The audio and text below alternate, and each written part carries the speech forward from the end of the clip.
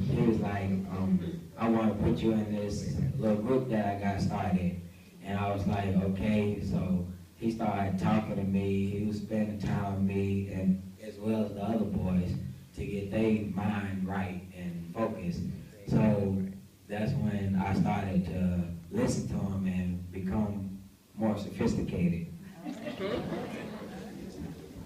My positive male role model would have to be Mr. Moss, because like in 6th grade, we had like another male teacher. His name was Dr. Butler, and he wasn't a good teacher.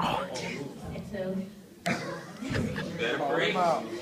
He's no longer in Whitewater. He's no longer in Whitewater Middle School. And so Mr. Moss, he was like, he would have to like sometimes teach 2 classes and would have to be in 2 places at one time, and he always told me like not to judge a book by its cover.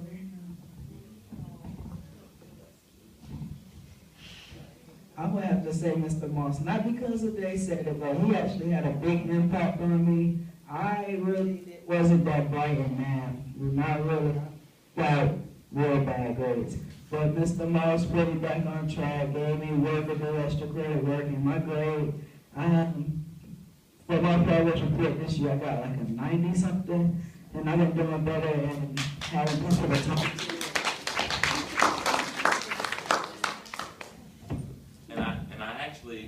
Mark Clavis is one of the things that we've been trying to do specifically at Whitewater. I know they're doing this around CMS, is really trying to push our students to the next level. And I know I had the opportunity every year I've been able to teach an honors class, and I'll have my standard plus classes.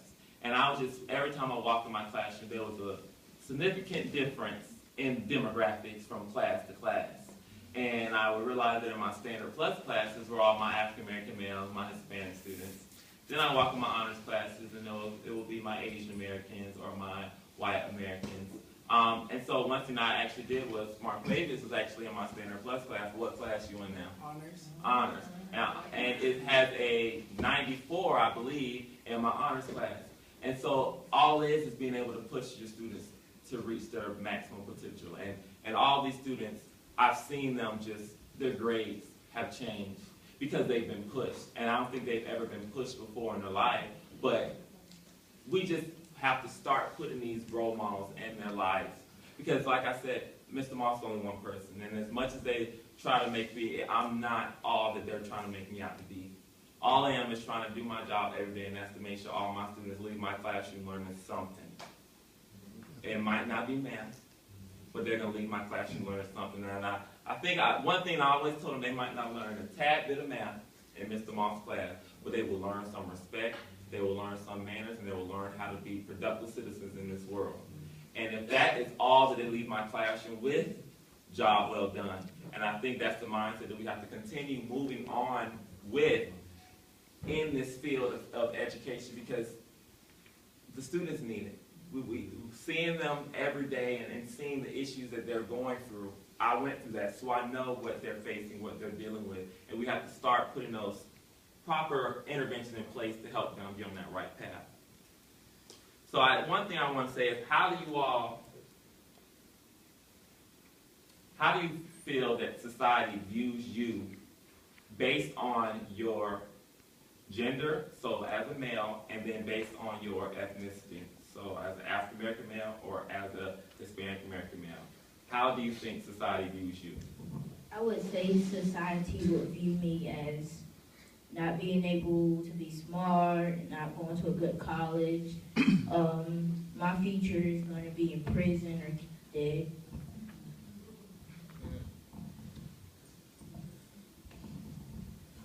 The way people view us is they'd be surprised that if they actually hear us talk about something other than gangs and weed and stuff like that, they'd actually be surprised at us. But with Mr. Moss starting the Gentleman's League, he actually has given people a chance to actually learn how to be a gentleman, and he actually make us write out our goals and think about them every day. Well, for me, I wanted other people to see Hispanics as something different instead of just people that work a lot or that work for anything.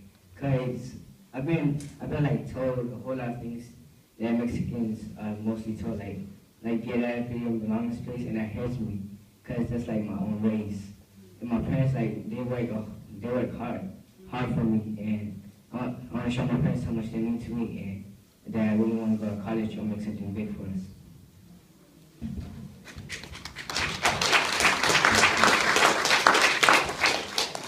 And I think one of the things I did this year that was a bit different was I actually had my students write down those stereotypes. And if you walk into D10, you actually see a collage of those stereotypes. And some of those stereotypes, it says a lot of harsh, hateful things. And I did that because I wanted my students to live it every day. This is what society tells you. This is what society views you as. Now, what are you going to do about it? And so that's my next question. What can you do to start changing those perceptions?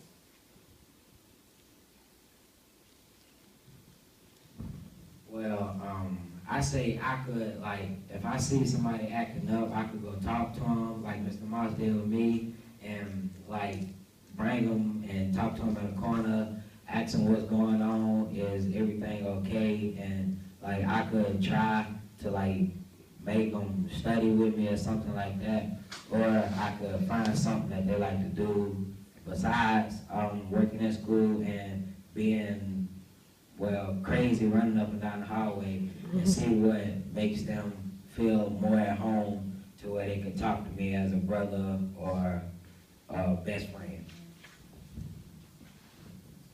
I can change that demographic by paying more attention in class and getting A's and studying more and trying to get on the right track for college and set my future.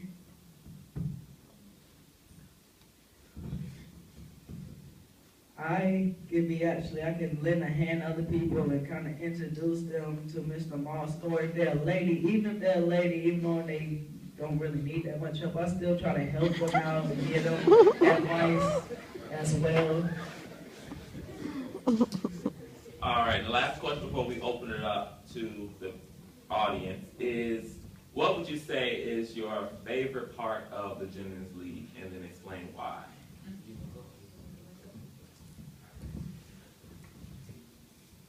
Well, my favorite part of the Gentlemen's League is Fresh Fridays because, like, when I put on the suit and tie, like, everybody looking at me like, why am I doing that? And it makes me feel good, like, I'm becoming a young man, and, like, my teachers, they run around, they give me cool points, stuff like that. And when I go to Mr. Moss, like, well, today, we all forgot, well, he told us that we was gonna rock the bow ties today. So we went to the classroom, got it, and well, I like being bright, so some people said my bow tie didn't match, but I didn't care. I felt good.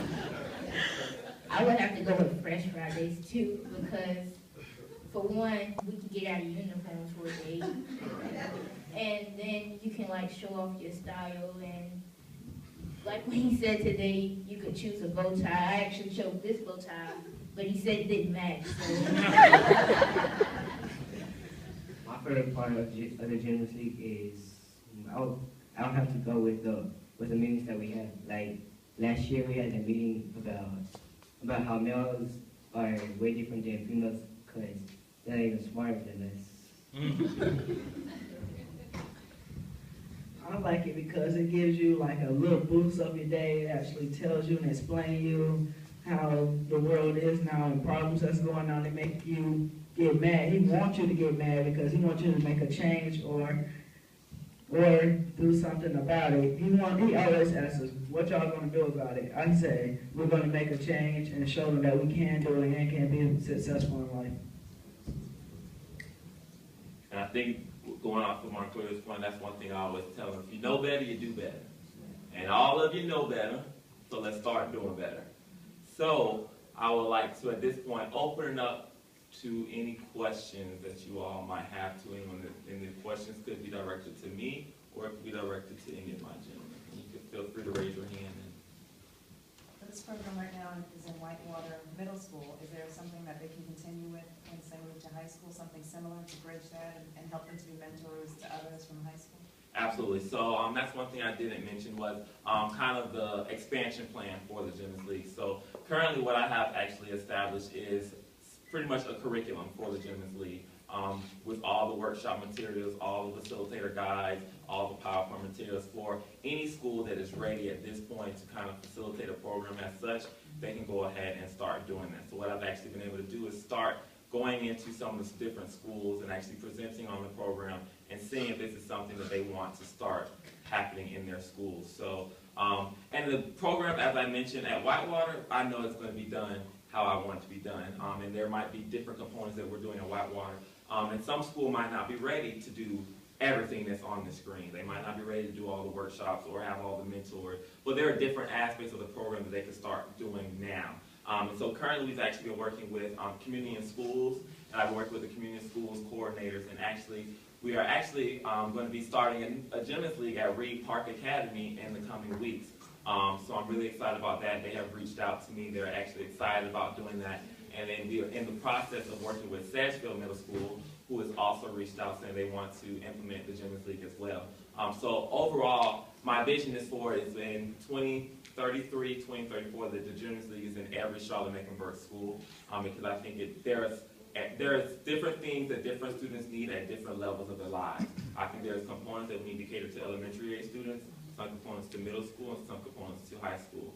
So what I've actually established at my school is the 6th graders at my school, I actually am working with a larger amount of 6th graders versus 7th and 8th graders, because my 6th graders are actually going to be serving as my true pilot group. And I'm actually going to be monitoring my 6th grade students from 6th grade to 7th grade and then to 8th grade. Majority of my students at Whitewater actually go off to West Mecklenburg High School. So I'm actually in the process of working with Mr. Eric Ward. So when my 6th graders are going to 9th grade, I'm going to foresee starting at the gymnast league, the first gymnast league in a high school, so we can continue tracking our students. And even the 7th and 8th graders I'm working with now, all their information is being entered into a database, so I can continue tracking them. Because my 8th graders, so for Jameers and Carlos, after this year, they're going to high school. And in 4 years after that, they're walking across that stage. And so I'm going to make sure I'm tracking all that data, because all my students, once they get to high school, floor and done.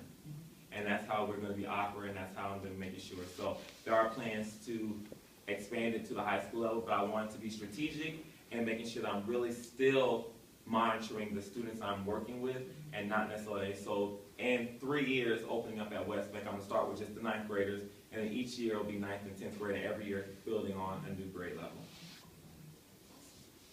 I have one back. What do you meet? You meet girls who are actually? So there's a mixture.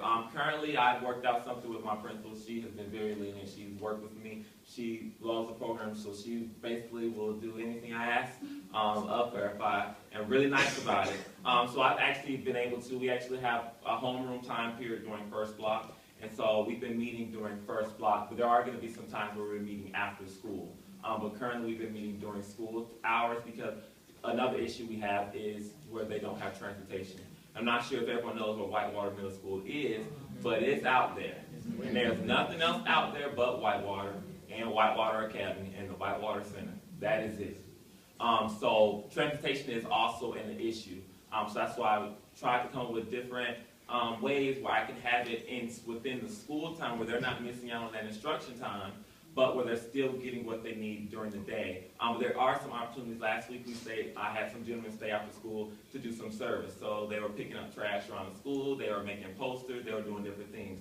So there are different aspects of it that absolutely are going to be after school or on the weekends when we start really doing our service project. But for the most part, as of now, we've been meeting every 2 weeks on Fridays. We're actually having a meeting tomorrow, so I'm excited about that.